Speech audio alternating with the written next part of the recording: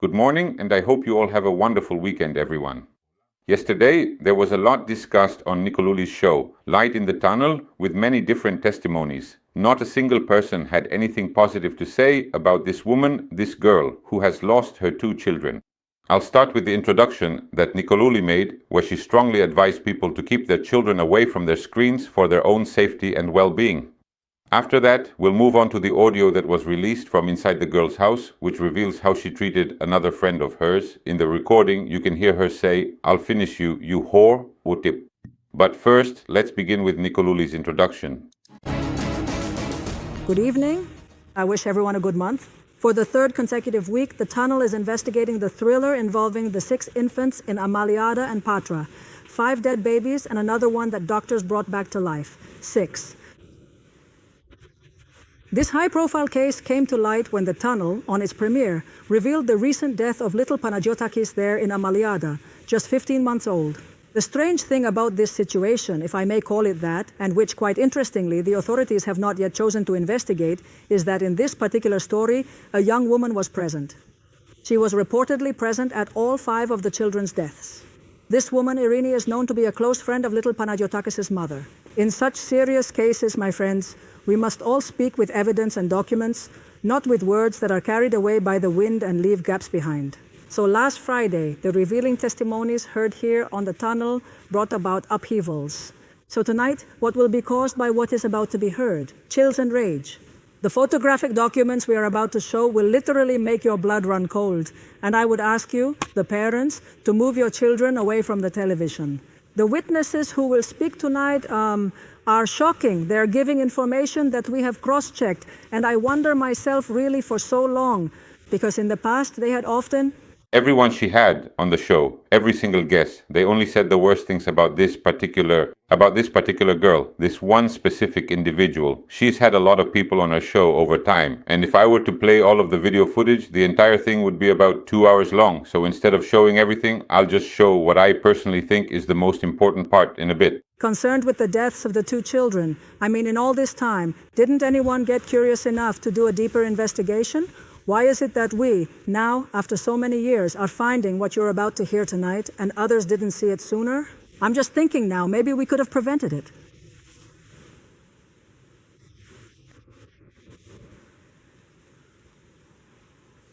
I was informed just before coming on set that some people from abroad have found a document related to the story we're investigating, and they'll be sending it to us during the broadcast. With us here is Mr. Anastasios Dougas, the lawyer for the 2 women, the mother of Panagiotakis, and her friend, whose cases have been of great concern to society lately. Good evening, Mr. Dougas. Good evening, Angeliki. I represent Poppy, one of the mothers, the mother of... You represent the mother of Panagiotakis? Of little Panagiotakis, that's right.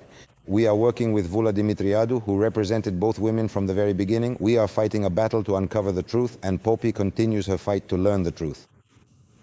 So do you lawyers believe, since you're in contact with the 2 women, that they are helping for the truth to come to light? Do they want it? We see them. They're fighting for it to come out. But are they helping as much as they should? Because we see some testimonies being overturned. We're going back and forth, taking a roundabout way to see. Exactly. But do they really want to help? That's what's important. They do. Poppy at least truly does. And yesterday when I was in Amaliada with her, we were together, we traveled together. Her fight is to find out exactly what the exact causes of Panagiotakis' death are. I agree with that. Ma'am po, and we offer our condolences to this woman for her loss, because he was a beautiful little boy. Even we, who didn't know Panagiotakis, just from seeing him, we grew to love him, without ever having actually met him. But why do I get the impression that the mother is afraid of something? Is anyone threatening her? Angeliki, I don't know if she's afraid or if she can't manage everything that's happening with the publicity and the events, but I can tell you she is ready to learn the truth, whatever that may be.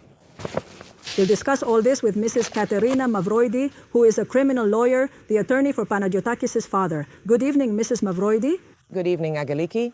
Because the 2 parents may not be together, but they are united by a common fight for the truth. That's right. And I remember Panagiotakis' father telling us from the very first show that he would turn the world upside down to find out what happened to his otherwise perfectly healthy child. And that's exactly right, Angeliki. And the father said he believes that a human hand was involved here. He truly and sincerely claims that. He genuinely and earnestly wants to know the real truth.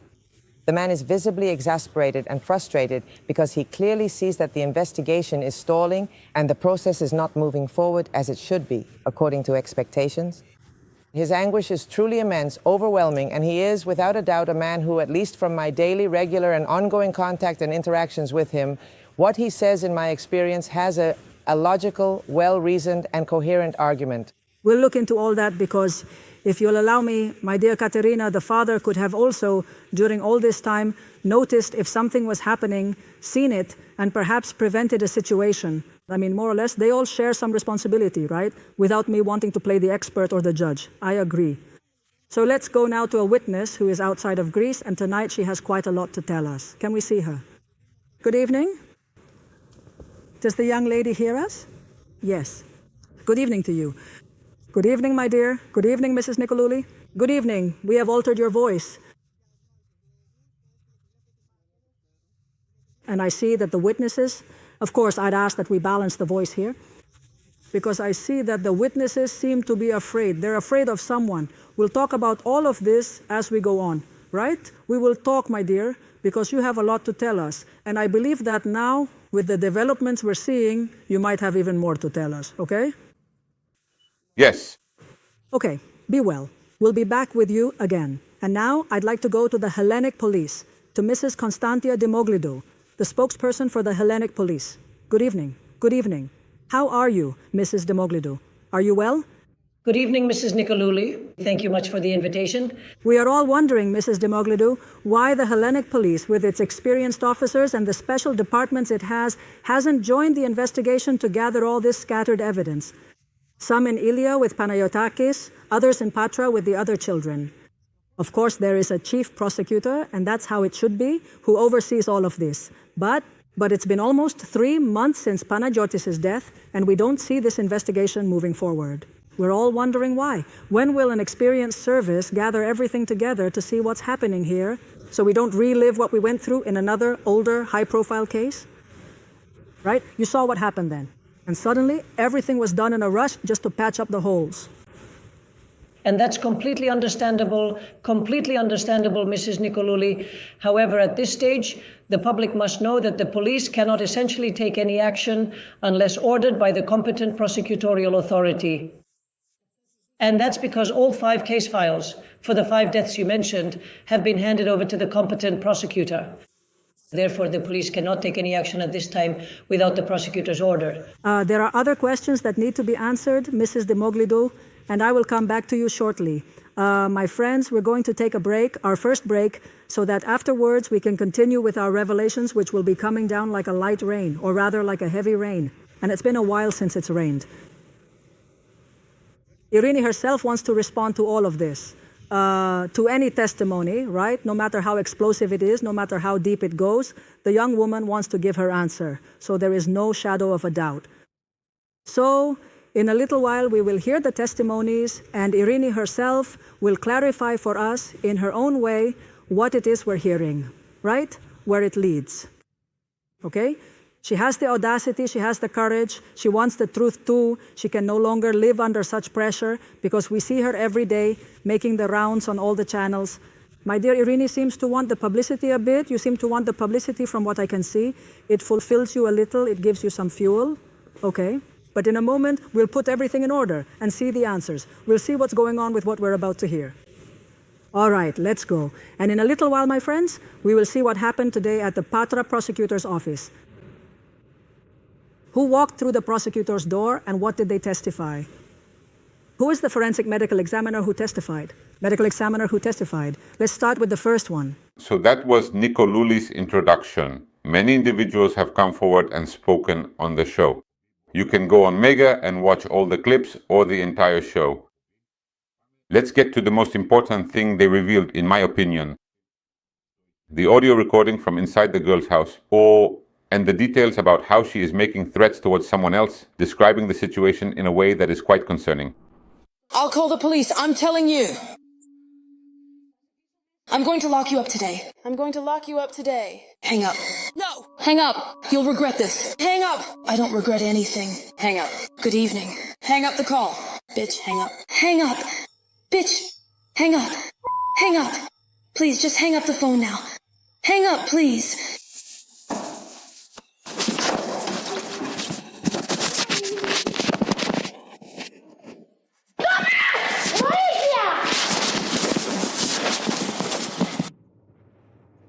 Well, I don't really know if this girl we're hearing who actually turned on her phone to call the police, if the police managed to locate her when she was asking for help.